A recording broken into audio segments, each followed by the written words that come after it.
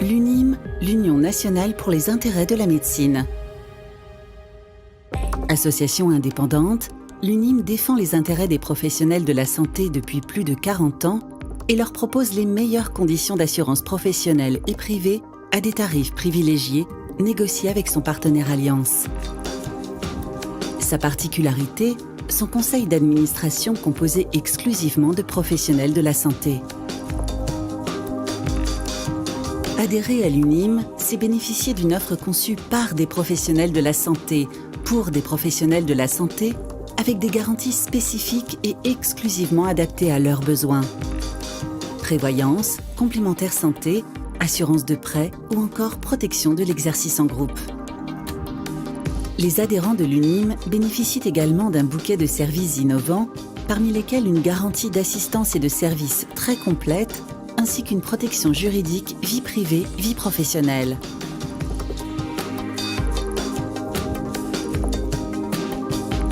Ensemble, assurés d'être bien assurés.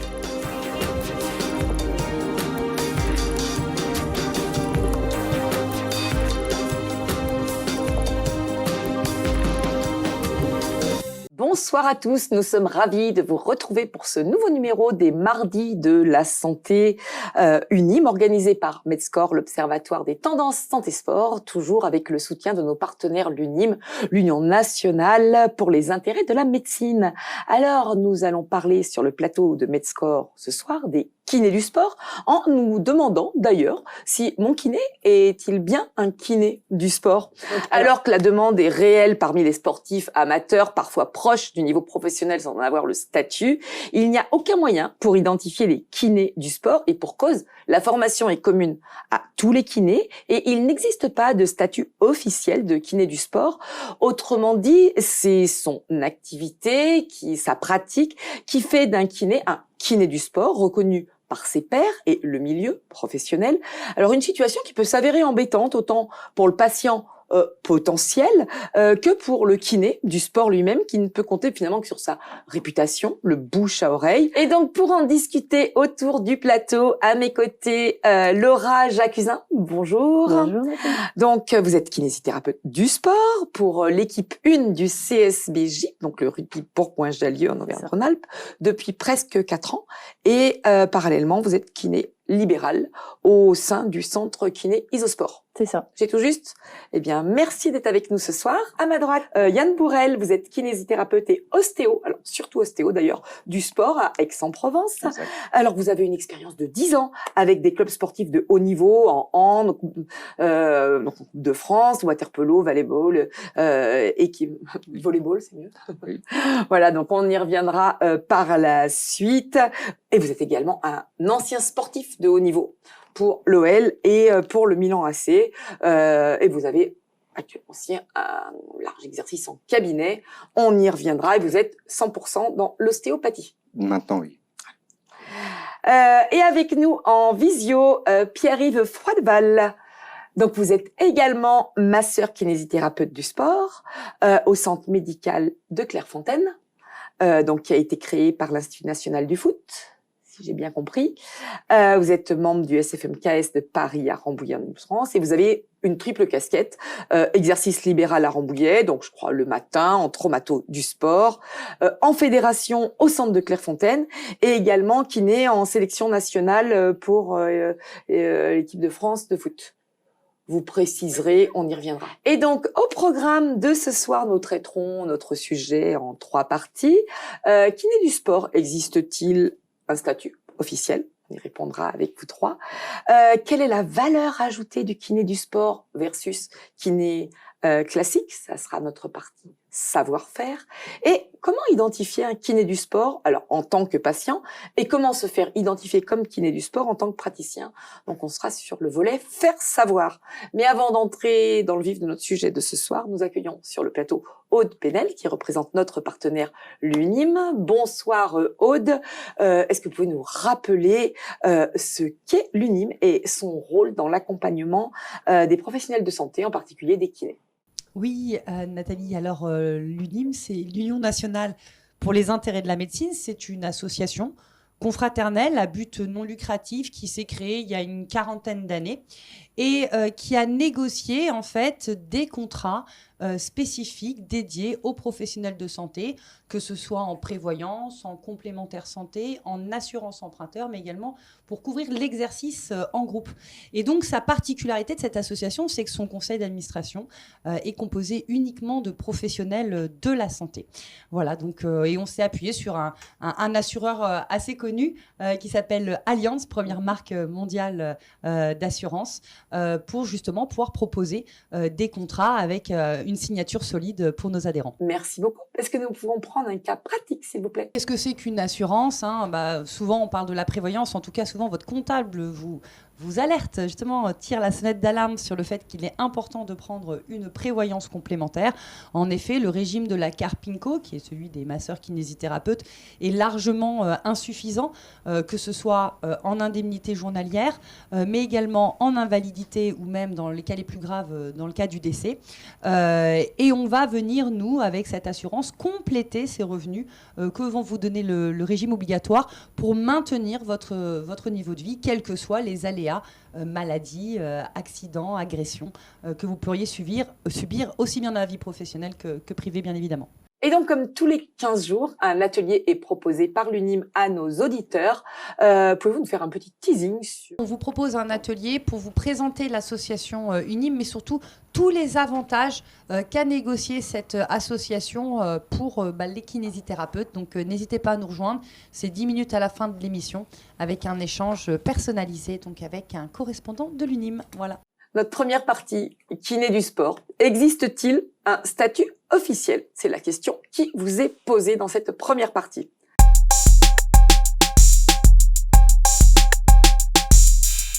Alors, quelle est la valeur ajoutée du kiné du sport versus le kiné classique? Et quel parcours particulier pour le devenir? Alors, on différencie spécialité et spécificité, on a déjà eu l'occasion d'en parler, mais du coup, comment se former pour accéder à l'élite, au club, au fédé? Quel est le plus du kiné du sport et comment son expertise, son expérience auprès des pros va-t-elle bénéficier à sa pratique en cabinet, en libéral donc? Quel intérêt, valeur ajoutée du coup pour le patient lambda qui va bénéficier des compétences d'un pro qui s'occupe des pros? Et donc, je vais m'adresser à tous les trois. Vous travaillez en collaboration aussi avec des préparateurs physiques au sein des staffs. Quelle est selon vous la valeur ajoutée du kiné du sport par rapport à un kiné classique? Encore une fois, je pense qu'on parle d'expérience et de connaissances. Hein. C'est des connaissances qu'on a en plus, dont on fait l'effort d'aller chercher. On sait de quoi on parle. Normalement, quand on est à ce poste-là, on est censé savoir de quoi on parle et ça nous permet vraiment d'interagir de manière beaucoup plus efficace avec l'ensemble du staff. Yann, pour vous, la réelle valeur ajoutée? D'être kiné du sport avec les prépas physiques, c'est d'avoir le même discours. On les monte en compétences et après, il faut savoir... je pense que nous, on a 3 phases dans la rééducation. La phase où on gère la douleur et l'inflammation et il faut être bon sur l'étape de soins. Phase numéro 2, où il va falloir remettre le sportif, travailler tout ce qui est mobilité, renforcement, apprentissage des gestes, correction. On le monte en compétences et derrière, on fait la passe, alors soit au prépa physique, c'est la véritable phase de réathlétisation. Le top, évidemment, c'est de connaître, de savoir tout faire. Mais quand on est dans des staffs d'équipes professionnelles, on a la chance de pouvoir s'appuyer avec des prépas physiques qui sont extra. Et là, c'est vrai que si on parle le même langage, ça va vite. Bien sûr. Voilà. Moi, c'est vrai que je suis allé me former parce que je maîtrisais pas. J'ai fait un DU de prépa physique. Je voulais pas faire prépa physique, mais je voulais pouvoir communiquer avec lui et arriver à le monter comme il fallait pour être meilleur après. Voilà. Mais j'aime beaucoup l'humilité que vous avez chacun pour dire, tiens, je suis pas forcément bon dès le départ, j'en suis conscient et je me forme pour atteindre au niveau que je souhaite. Pierre-Yves, vous, la valeur ajoutée que vous auriez envie de mettre en avant? Alors là, je vais mettre en avant le centre médical de Clairefontaine, clairement. Je rejoins un petit peu par une métaphore. C'est pour moi, on a cette chance d'avoir ce lien avec le préparateur physique. Je vais le saluer, c'est Jean Bouvet, avec qui je travaille beaucoup, et Geoffrey Mémin. Moi, l'idée, c'est 2 triangles rectangles qui viennent s'assembler et former un rectangle. La première partie, c'est le travail du kiné, Puis au fur et à mesure, il y a ce préparateur physique qui vient de plus en plus prendre de la place et ça me va plutôt bien. Et ce que j'adore dans cette relation kiné du sport et préparateur physique, c'est qu'on a vraiment ce même vocabulaire et cette même passion en commun. Et l'idée, c'est d'être capable vraiment d'optimiser au maximum la prise en charge.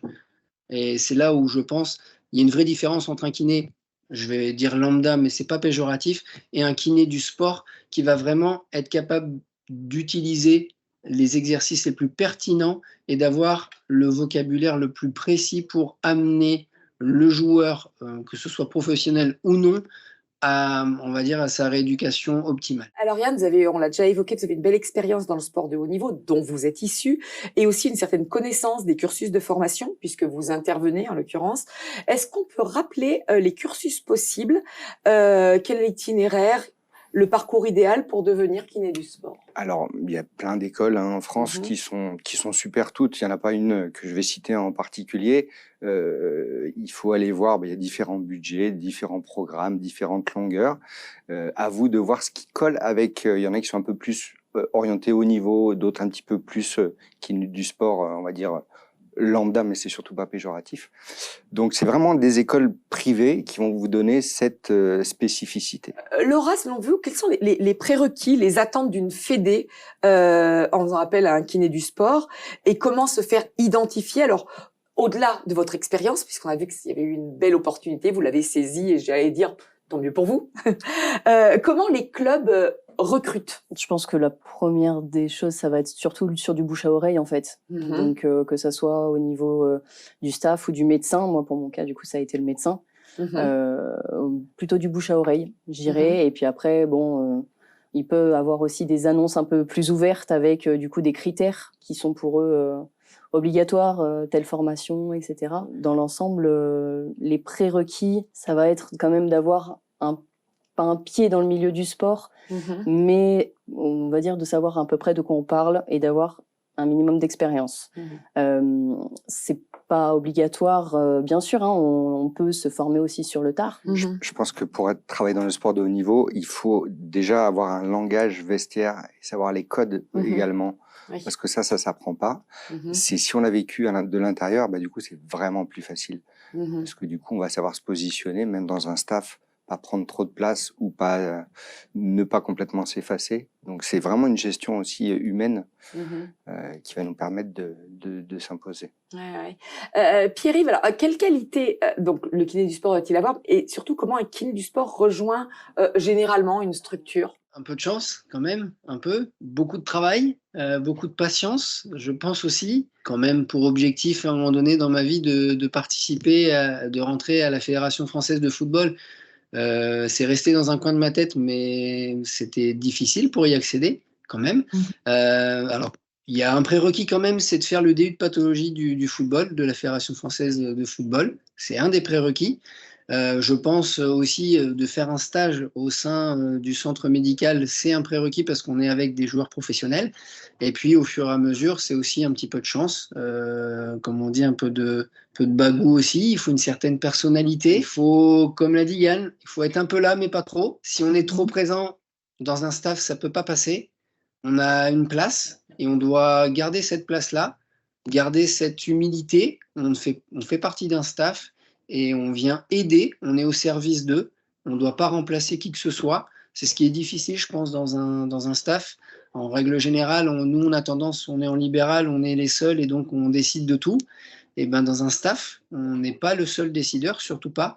Il y a le médecin qui est notre supérieur hiérarchique et le supérieur hiérarchique, c'est le sélectionneur qui prendra les décisions et il faut être en accord avec ça. Alors, vous me l'avez un petit peu dit, chacun à votre manière, mais alors les patients vous recherchent et vous choisissent, mais vous aussi, en tant que kiné du sport, vous choisissez vos patients.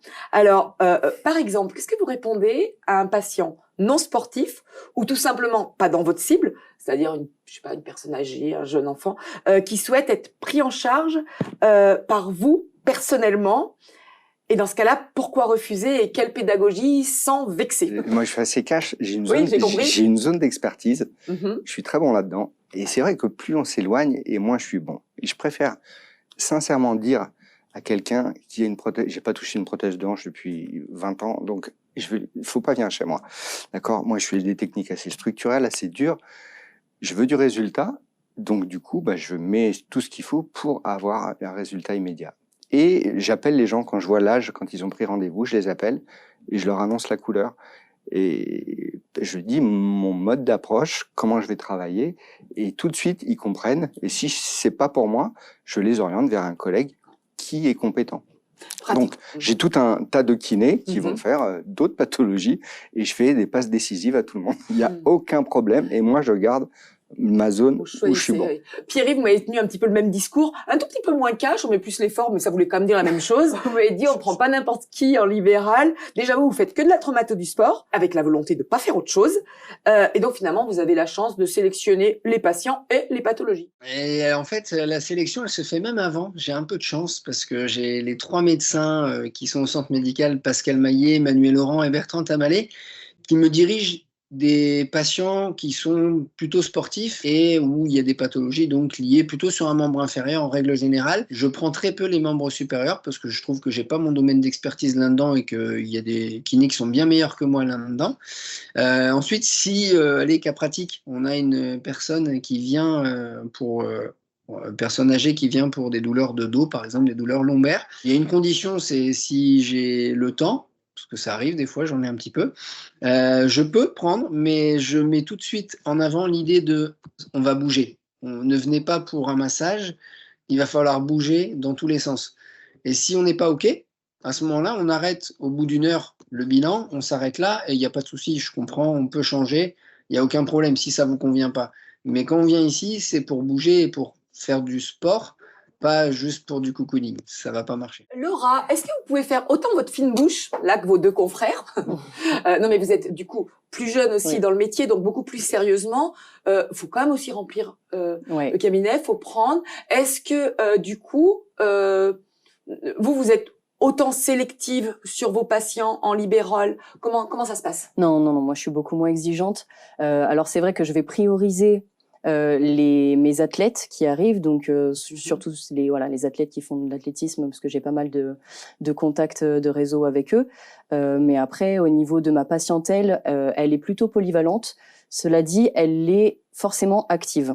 Je suis exigeante sur ça, c'est que oui, forcément, des papouilles et de la bobologie, je vais pas forcément en prendre. J'annonce pas la couleur aussi fortement, mais voilà, dès le bilan, j'informe que la rééducation sera active, que je vais mettre le sport au profit de la rééducation du patient et que voilà, le b.a.-ba sera qu'il soit actif et qu'il s'investisse dans sa rééducation. Oui, vous m'avez dit le fait d'être en club, ça permet aussi d'augmenter le recrutement de sportifs. Mais après, vous pouvez très bien avoir, je sais pas, des joueurs qui ont envie de vous envoyer, alors pas forcément leur grand-mère, mais peut-être leur frère, enfin des gens de leur entourage, mais qui sont pas du tout dans ce profil-là. Oui, tout à fait. Du coup, vous allez quand même les prendre. Enfin, vous allez prioriser les sportifs, mais pareil, quand j'ai le temps de prendre d'autres patients que mes athlètes, mais oui, effectivement, je laisse la chance à tout le monde. Pierre-Yves, on l'a déjà un petit peu évoqué, mais quelle synergie précisément entre médecine et kiné du sport, en particulier pour la réathlétisation? Au sein du centre médical, on a beaucoup de chance, encore une fois. Là, je m'arrête vraiment là-dessus parce qu'on s'attarde sur la réathlétisation, nous, énormément avec les joueurs professionnels et également avec les jeunes de l'Institut national du football. C'est vraiment un travail main dans la main avec le kiné, le préparateur physique et les médecins. Et on vient décider des tests. Il y a des tests qui sont mis en place et on vient décider quelle étape et à quel moment on peut réaliser ce genre de pratique, ce genre d'activité, pour pouvoir valider ou non le retour au sport. Alors nous, en plus, on a la chance de faire ce qu'on appelle un 11 to perf. On remet en condition les joueurs professionnels de haut niveau dans le football. Et là, pendant une semaine, ils sont testés de A à Z. Et l'idée, c'est d'avoir le bilan le plus complet. Alors, bien sûr, il y a des fois, on dit, non, votre joueur n'est pas encore prêt, il lui reste tel élément à aller travailler.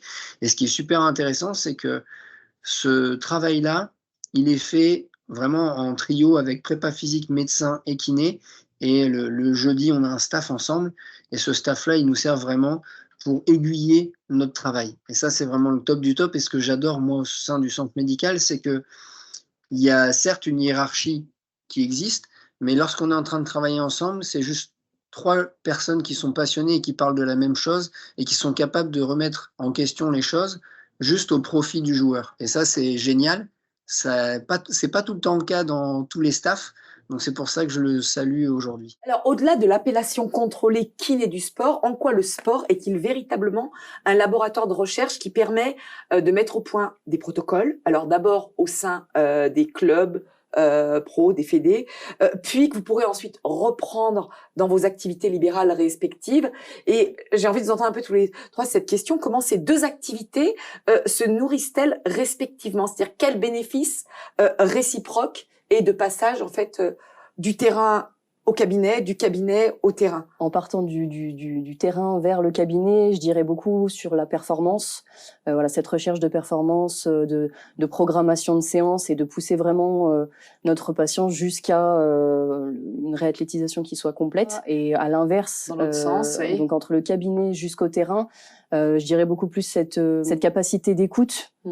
Voilà, où on vient vraiment replacer le patient lui-même et pas juste la pathologie au centre, et avoir une approche beaucoup plus, on va dire, psychosociale. Yann dit l'expérience professionnelle, ça donne la notion d'urgence du résultat, la pression des objectifs. Est-ce qu'on transfère cette mentalité? Pour moi, le monde professionnel m'a apporté ça.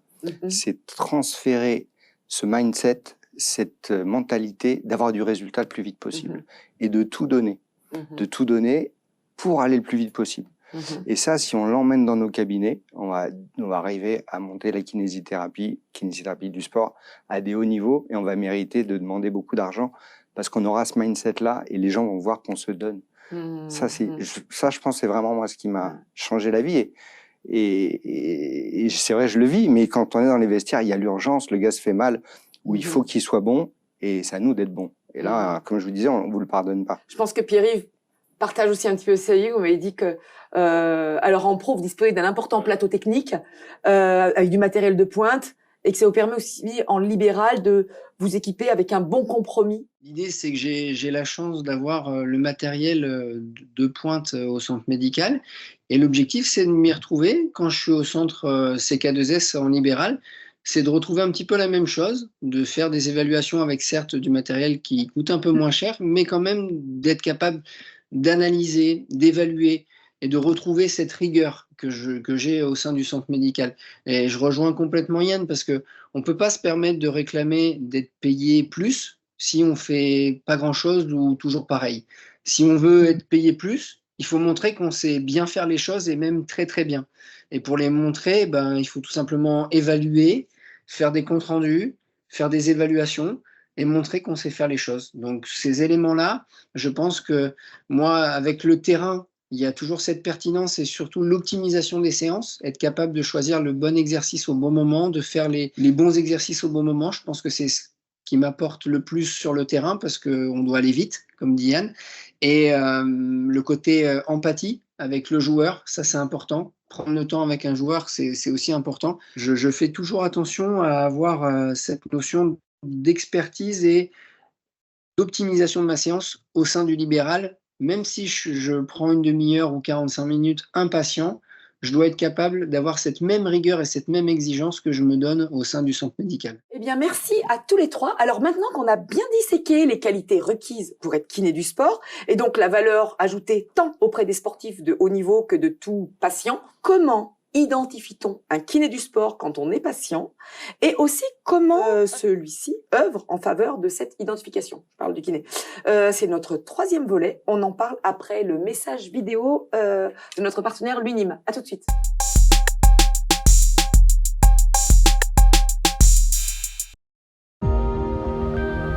L'UNIM, l'Union nationale pour les intérêts de la médecine.